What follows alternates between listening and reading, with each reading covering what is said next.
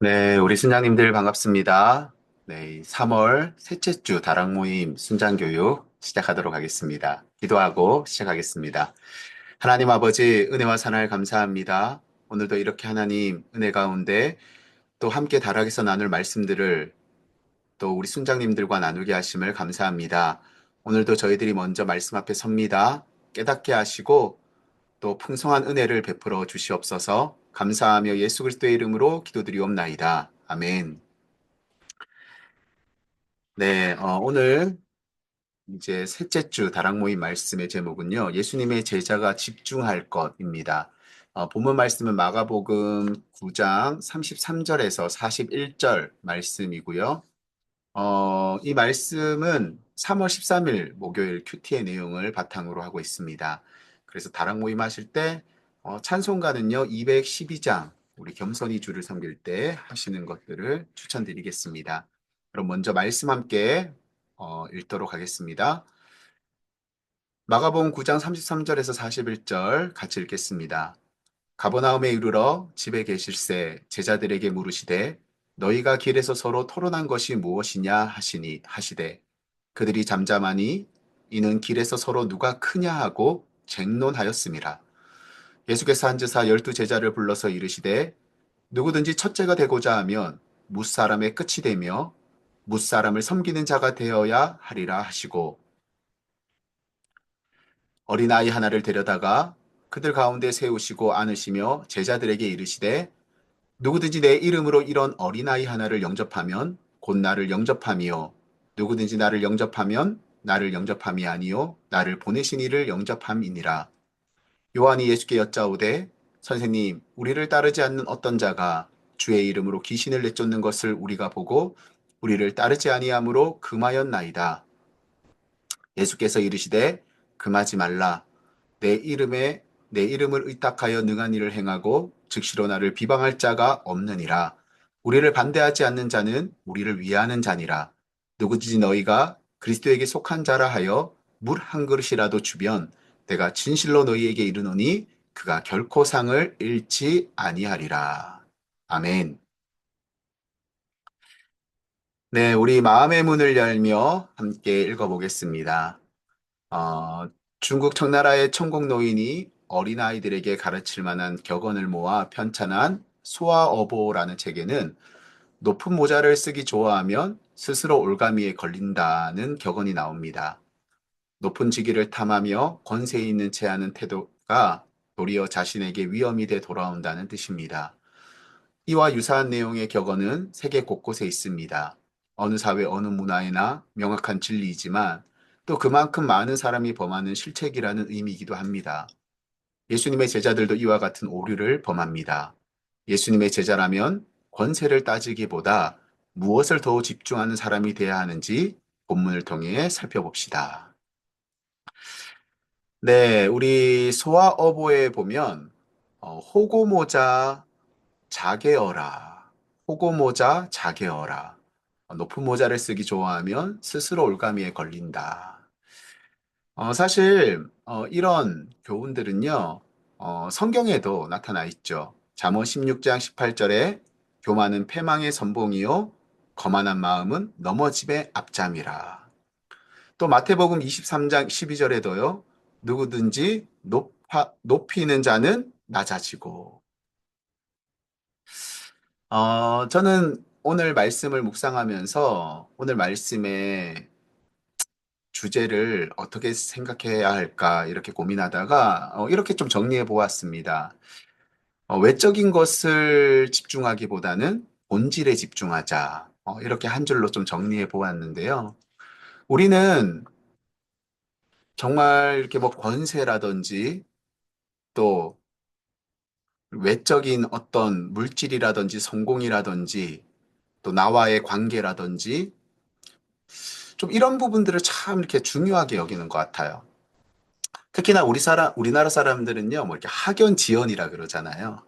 그러니까 내 동문, 또 우리 학교 출신, 또, 또 같은 지역 출신, 이런 것들을 되게 많이 따지면서 이제 그런 것들을 되게 중요하게 여기는 것들을 보게 되죠.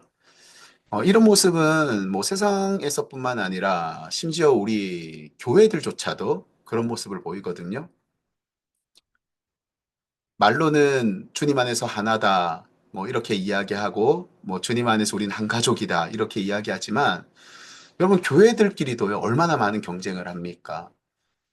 심지어 우리 교회 성도가 다른 교회로 넘어가면, 마치 죄인이 되어지는 것처럼 이렇게 여기고, 이렇게 교회들조차도 이렇게 교회 전체, 우리 믿음의 사람들을 이야기하기보다는 그냥 내 교회, 우리 교회, 이렇게 좀 생각하는 경향들을 보게 되는 것 같아요. 그걸 또 중요하다고 생각하고요. 심지어 이런 경쟁은요, 같은 교회 안에서도 일어나요. 이렇게 부서별로, 내 부서, 내 전도회, 내 다락, 이렇게 우리 다락이 아니면 사실은 관심도 사랑도 가지지 않고, 이렇게 우리는 무언가 이렇게 내 중심으로 생각하면서 이렇게 좀 다른 것들에 좀 집중하는 또 그것을 더 신경 쓰는 사람들에게 보이는 것, 사람들한테 보여주는 것, 이런 것들에 좀 집중하면서 살아가는 그러면서 그 모든 것들을 통해서 내가 높아지려고 하고 내가 인정받으려고 하고 이런 것들을 보게 되는 것 같습니다. 근데 그런 것들은 사실 본질이 아니거든요. 그럼 본질이 뭘까? 오늘 말씀을 통해서 주님은 우리에게 그러한 부분들을 좀 깨닫게 하신다고 봅니다. 그래서, 우리가 이제 이 문제 말씀으로 들어가기 전에요. 우리 순장님들께서 좀 그런 질문들을 생각해 보면 좋겠어요. 이렇게 마음의 문을 좀 열기 위해서 여러분이 혹시 가장 아끼는 모임이나 뭐 공동체가 있다면 어떤 것이 있을까요? 해서 좀 이렇게 재미있게 또 편하게 한번 좀 나눠보시면 좋을 것 같아요. 요즘 내가 어디에 뭐 배우러 간다든지 또 내가 소중하게 여기는 공동체들이 있다면 또 모임들이 있다면 만남들이 있다면 그런 이야기들을 통해서 사실 그런 공동체를 좋아하는 이유가 뭘까? 그런 만남을 좋아하는 또 우리는 어떤 멤버십이라고 하는 어떤 소속감을 가지고 좀 이렇게 우리끼리 우리라는 이런 것들을 통해서 사실은 좀 만족감과 또 기쁨을 많이 누리는 것 같다라는 생각이 들거든요. 그래서 그런 부분들을 좀 내가 지금 그런 부분들이 있다면 그런 공동체 그런 모임들이 있다면 좀 편하게 그럼 나는 요즘 이런 모임들을 가진다 이렇게 이야기하면서 근데 우리가 그렇게 모임들을 또 생각하고 만나고 하지만 사실은 정말 중요한 건 그런 어떤 모임들이 아니라 사실 우리가 그런 만남과 그런 모임 속에서 무엇을 행하고 어떤 열매를 맺는가인데 우리는 단순히 그냥 그런 모임 그 자체, 만남 그 자체, 이런 것들에 좀 더 신경을 쓰는 그런 모습들을 보게 되거든요. 그래서 우리가 그런 만남과 그런 모임들을 가지면서 또 모임들끼리 막 그 만남 안에서 또 다른 어떤 만남과 공동체들과 비교도 하고 또 그렇게 비교 의식 속에서 다른 사람들을 판단하기도 하고 정죄하기도 하고 아, 우리는 참 좋은데 저 사람들이 문제야. 우리 모임은 참 좋은데 저 모임이 문제야. 이런 일들이 좀 일어난다는 것이죠. 예수님께서는 이러한 모습들, 우리의 모습을 보시면서 어떻게 생각하실까? 우리가 말씀을 통해서 한번 생각해 보자. 이렇게 자연스럽게 말씀으로 넘어가 주셔도 좋을 것 같습니다. 그래서 오늘 1번 문제부터 좀 살펴보겠습니다. 첫 번째 질문은요. 예수님의 제자들은 가버나움으로 오는 길에 무엇에 대해 토론합니까? 예수님께서 그들이 무슨 이야기를 했는지 물으시자 제자들은 어떻게 반응합니까? 네, 33절, 34절에 나와 있듯이 그들이 지금 토론하는 주제는요, 서로 누가 크냐라는 것이었어요. 그런 주제로 누가 더 크냐, 누가 더 높은 자리에 갈 수 있느냐, 누가 더 영적인 체험을 많이 했느냐, 누가 더 큰 은혜를 받은 자냐, 누가 더 열심히 있는 자냐, 그냥 이렇게 서로 누가 크냐, 이렇게 논쟁을 벌이는 예수님의 제자들을 보게 됩니다. 그때 이제 예수님께서 이제 그 제자들에게 물으시죠. 너희들이 무엇을 가지고 이제 이야기하고 대화를 하느냐 이렇게 물으실 때에 그들이 그 예수님의 질문 앞에 침묵하는 아마 자신들도 좀 부끄러웠던 것 같아요. 그렇게 침묵하는 제자들의 모습을 이제 보게 되는 것이죠. 제자들이 이렇게 누가 서로 크냐라는 주제로 논쟁했던 그 저변에는요, 어떤 그들만의 어떤 영적인 교만함들이 각자 각자를 가지고 있었기 때문이거든요. 우리가 이 마가복음 9장 2절부터 이렇게 보면 그 2절 이하에 어떤 사건이 있었냐 하면 이제 예수님의 제자 일부가 이제 예수님과 함께 산에 올라서 거기서 놀라운 영적인 체험을 하게 됩니다. 예수님께서요, 장차 이루어 가실 그 영광스러운 몸으로 변화되는 놀라운 그런 역사들이 일어나고 또 그 가운데 누가 나타나냐 하면 이스라엘 백성들이 가장 위대하다고 생각하는 두 선지자 모세와 엘리야가 나타나서 이제 예수님과 대화하는 그 장면들, 그런 영적인 체험들을 경험하게 되는 것입니다. 그러니까 그들이 그런 놀라운 체험을, 영적인 체험을 이제 하고 예수님과 이제 내려오게 되면서 그 밑에는 누가 있었냐 하면 이제 예수님의 나머지 제자들이 기다리고 있었죠. 그런 가운데 어떤 일들이 일어났을까요? 아마 그 가운데 한 명이 그 요한 아닙니까? 그 예수님과 함께 있었던 제자들은요, 우리가 이런 체험을 했다, 이런 경험을 했다. 와, 너희들 이런 거 경험 못 해봤지. 막 이런, 마음들을 가지게 되었을 거예요. 그리고 그런 일들이 있었을 뿐만 아니라 또 예수님의 제자들 전체도요. 이제 자신들이 예수님께 부름받은 12명의 제자. 아, 우리가 예수님께 부름받은, 우리 이 12명은 예수님께 특별하게 부름받은 자들이야. 이런 우월감도 가지고 있었을 것이고요. 그래서 자신들의 모임, 예수님과 함께하는 공동체, 아무리 예수님을 믿고 따르는 자들과 자신들을 구별하면서 우리가 더 위대한 자다. 이런 마음들도 먹었을 것이고요. 그러니까 이런 어떤 다른 사람과 다른 모임, 다른 사람과 다른 체험, 이런 것들이 자신들에게 그런 영적인 교만함들을 불러일으켰던 것이죠. 그래서 그것이 누가 더 많은 은혜를 체험했느냐, 누가 더 중요한 멤버냐, 이런 것들을 가지고 서로 다투고 있었던 거예요. 그들에게는 그것이 정말 중요하게 여겨졌던 거죠. 그래서 그것 때문에 논쟁까지 하게 되는. 그때 예수님이 물으시는 거예요. 너희들 무엇을 가지고 논쟁하고 있느냐? 예수님이 몰라서 물으셨겠습니까? 알고 계셨지만 지금 그들의 잘못된 모습들을 어떻게 보면 지적하고 계신 것이죠. 그때 그들은 서로 부끄러워서 아무 말도 하지 못하는 그런 모습들을 보게 됩니다. 자, 그래서 예수님께서는 어떤 의도를 가지고 그렇게 질문하셨을까? 다음 2번 질문을 보겠습니다. 예수님께서는 제자들에게 무슨 이야기를 나눴는지 질문하신 이유는 무엇입니까? 예수님께서는 제자들에게 어떤 사람까지도 주님처럼 대하라고 분부하십니까? 네, 예수님께서 그렇게 질문하신 이유는요, 정말 말씀에 나와 있듯이 그들이 높아지기보다는, 교만해지기보다는 오히려 낮은 자리로 임하여 섬기는 그런 가르침을 주시기 위해서였어요. 그리고 그렇게 가르치기 위해서 하나의 샘플로 누구까지도 주님처럼 섬기라고 말씀하시냐 하니까 어린아이. 어린아이는 그 당시 사회의 가장 약자죠. 대표적으로 성경에 약자를 이야기할 때 어린아이, 또 과부, 나그네, 이런 사람들을 이야기하잖아요. 그러니까 자신의 힘으로는 살아갈 수 없는 다른 사람의 도움이 필요한 그런 가장 연약한 자, 그런 자라도 예수님처럼 사랑해야 된다. 예수님처럼 섬겨야 한다. 저는 예수님께서 지금 이 말씀을 통해서요. 정말 하나님의 자녀들이 추구해야 할 본질이 무엇인지를 보여주고 있다고 믿습니다. 우리는 정말 외적인 것, 우리가 성공하는 것, 높아지는 것, 그래서 만족을 누리고 서로 교제하고 나누고 행복하고, 물론 그것도 중요하지만요. 사실 그것이 본질이 아니에요. 우리 하나님의 본질, 하나님이 추구하시는 본질은요, 말씀해 보면 언제나 사람이었어요. 그 한 사람, 그 한 영혼, 그들의 구원, 그들을 사랑하고 섬기는 것. 그래서 여러분, 우리 예수님의 모습도 보시면요. 늘 예수님은 그 한 사람에게 다가가셔요. 사마리아 한 여인을 찾아가시고요.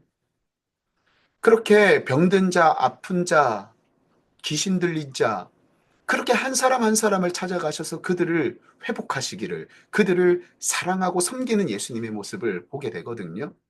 그래서 언제나 성경의 중심에는요, 사람이 있어요. 그리고 그 한 영혼, 한 사람을 사랑하고 섬기는 것이 정말 우리 주님이 기뻐하시는 것이거든요. 그렇게 주님은 나에게 그렇게 찾아오신 분 아니시겠습니까? 그래서 정말 주님은요, 우리가 무엇을 어떻게 살아가기를 원하실까? 저는 주님도 주님의 모습을 닮아 우리가 정말 한 사람을 바라볼 수 있기를, 한 영혼을 바라볼 수 있기를, 정말 그들을 주님을 섬기듯이 섬기고 사랑할 수 있기를 바라셔요. 어쩌면 우리는 그것이 가장 큰 우리 성도들의 삶에 일어나야 할 열매라고 믿습니다. 근데 우리는 그런 열매에 관심이 없어요. 그저 내가 인정받고, 내가 행복하고, 내가 행복을 위하면, 나의 성공을 위해서라면 다른 사람을 짓밟는 것을 너무나도 쉽게 생각하고 다른 사람을 배격하고 차별하고 외면하는 것을 아무렇지 않게 여기는 우리들의 모습들을 보게 된다라는 것이거든요. 그래서 저는 이런 말씀들이요. 아까 처음에 얘기했던 것처럼 주님이 우리에게 주시는 교훈은요. 더 이상 너희들이 외적인 것, 비본질적인 것에 관심을 가지는 것이 아니라 정말 본질에 관심. 한 영혼, 한 사람을 사랑하는 일에 그들을 돌아보는 일에 관심을 가지기를 원하셔서 우리에게 주시는 말씀이라고 믿습니다.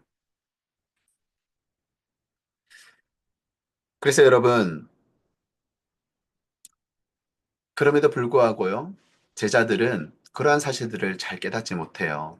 그래서 한다는 이야기가 뭐냐 하면 3번에 보시면 요한은 제자들이 어떤 사람을 제지한 사실을 보고하니까 예수님께서는 어떤 이유로 그런 사람을 제지하지 말라고 말씀하십니까? 이렇게 영적으로 교만해져 있었던 제자들, 우리는 예수님을 따르는 사람들인데, 우리가 진짜야. 우리가 가장 큰 은혜를 받은 자들이야. 그 가운데서도 요한은 그 12명의 제자 속에서도 특별히 변화산에서 예수님의 그런 영적인 체험을 했던 요한은 아마 제자들 중에서도 내가 특별한 은혜를 체험한 사람이야. 이런 생각들을 가졌겠죠. 그러다 보니까 그들이 어떤 일을 벌이냐 하면 이제 어떤 사람, 예수님을 믿는 사람이요. 귀신 들린 자를 보고 그를 위해서 기도했더니 아니 귀신이 떠나가는 역사가 막 나타나는 거예요. 그런데 그 모습을 바라보면서 예수님의 제자들이 요한이 어떻게 하냐 하면 야, 너는 우리 예수님을 따르는 무리도 아니고 우리 공동체의 사람도 아닌데 너 예수님의 이름으로 그런 일 행하지 마. 이렇게 이야기했다라는 것이거든요. 아마 이 예수님의 제자들 안에는요, 어떤 영적인 교만함에서 나타나는 그런 수치심도 있었기 때문에 그렇게 좀 격하게 반응했던 것 같아요. 우리가 이 앞에 9장 이하의 말씀에 보면 어떤 일이 하나 있었습니까?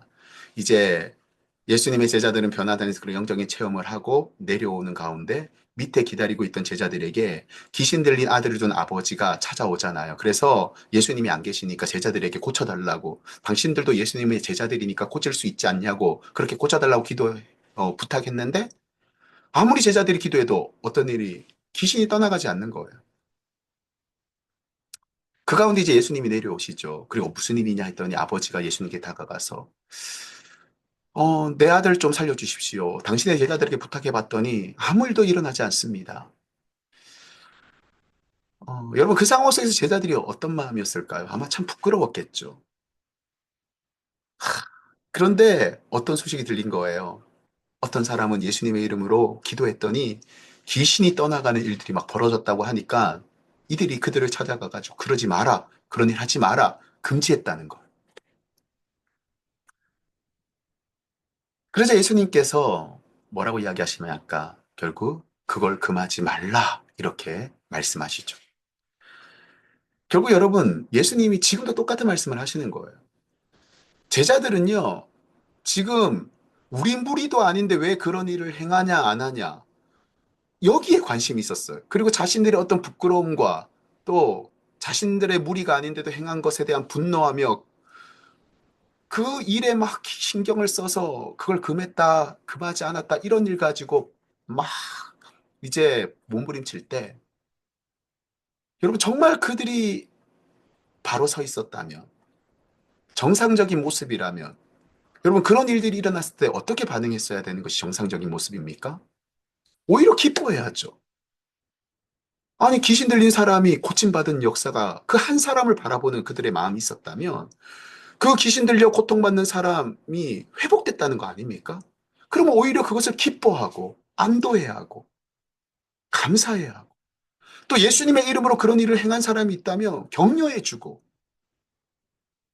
정말 그 마음의 중심에 사람이 있었다면, 그 한 영혼에 대한 사랑이 있었다면, 그들은 그렇게 반응했을 거예요.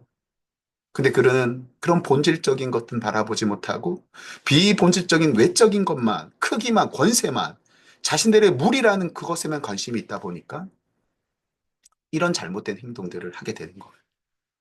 그래서 예수님이 말씀하시는 거예요. 그런 일들 금하지 마라. 오히려 그건 잘한 일이다. 그렇게 예수님이 말씀하고 계신 것이죠. 그래서요, 4번에 보시면 결국 차이점이 있어요. 예수님이 제자들이 서로 논쟁할 때나 다른 사람의 사역을 제지할 때 집중한 것은 무엇이라 생각합니까? 이와 반대로 예수님께서 집중하신 것은 무엇이라 생각합니까? 여러분, 제자들이 집중하고 있는 것, 바라보고 있는 것과 예수님이 정말 집중하고 있는 것, 바라보고 있는 것이 다르다라는 것이 느껴지시죠? 제자들은요, 권세, 높아지는 것, 권력, 자신들의 무리. 근데 예수님은 어디에 집중하고 계세요? 한 영혼, 한 사람, 어린아이와 같은 그 연약한 자들, 그 불쌍한 자들, 그들을 사랑하고 섬기고 그들이 정말 구원받는 일. 이렇게 집중하는 것, 관심 가지고 있는 것이 정말 다른 거예요.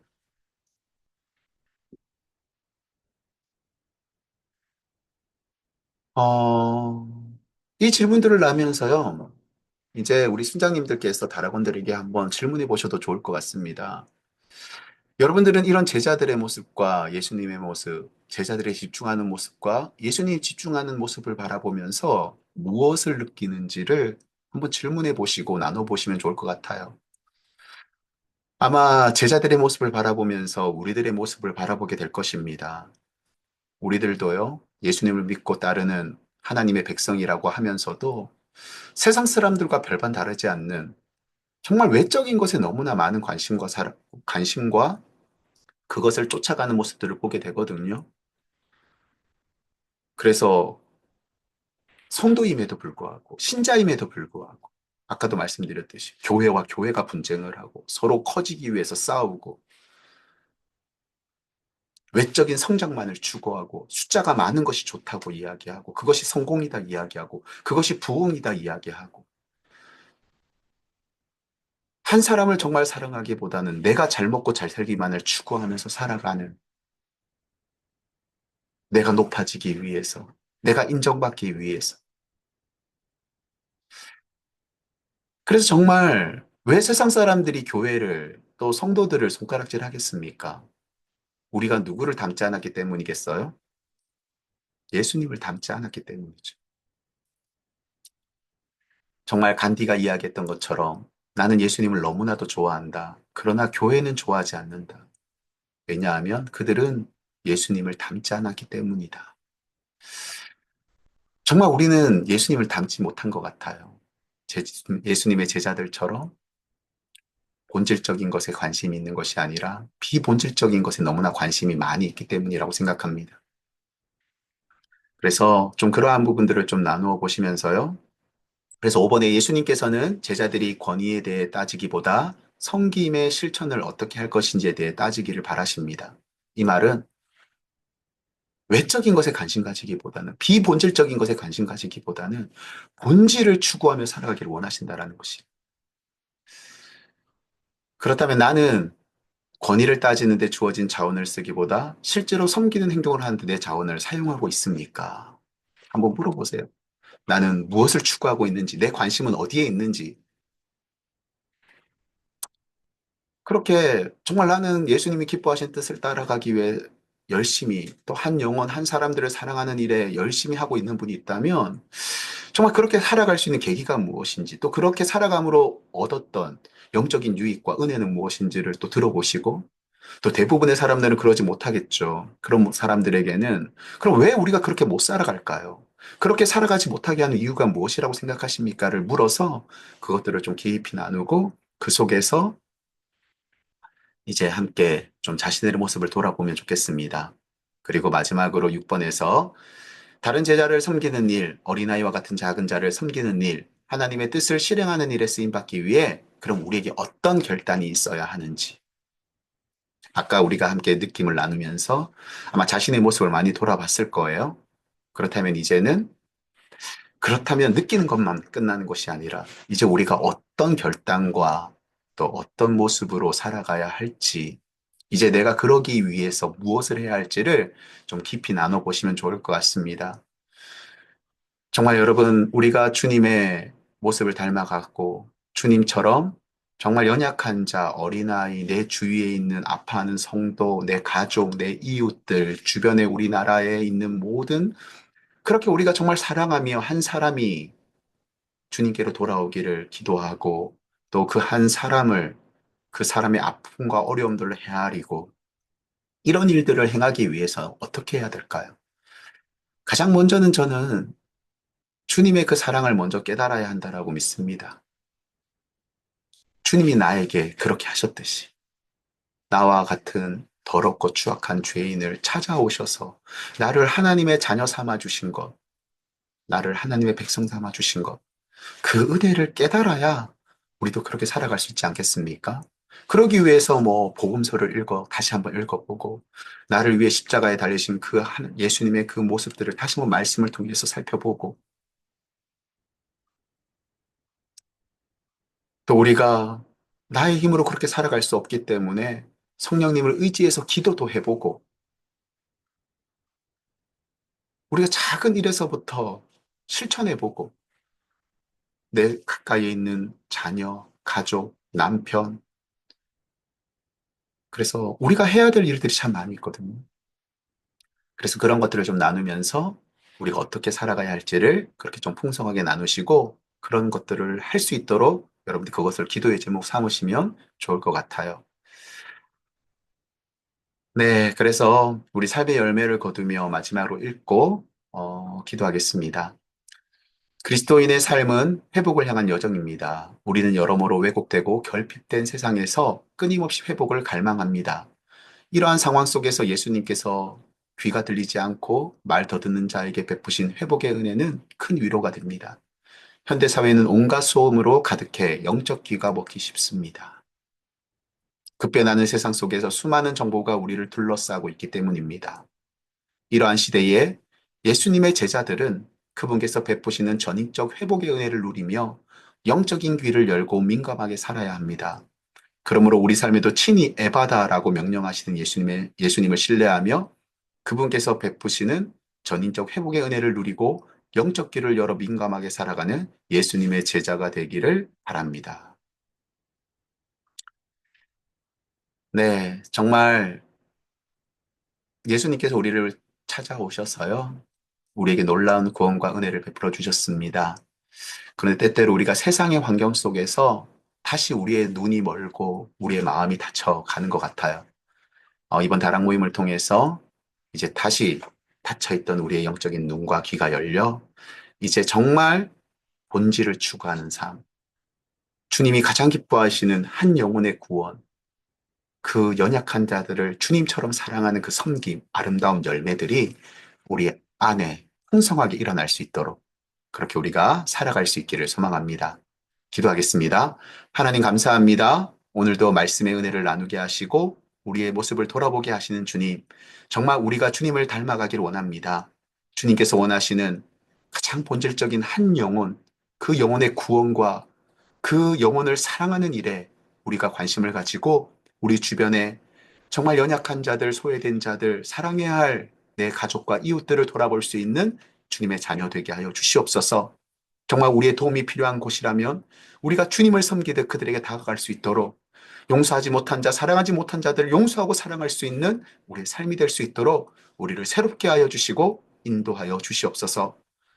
그렇게 살아가게 하실 주님을 찬양하며 감사하며 이 모든 것 예수 그리스도의 이름으로 기도드리옵나이다. 아멘.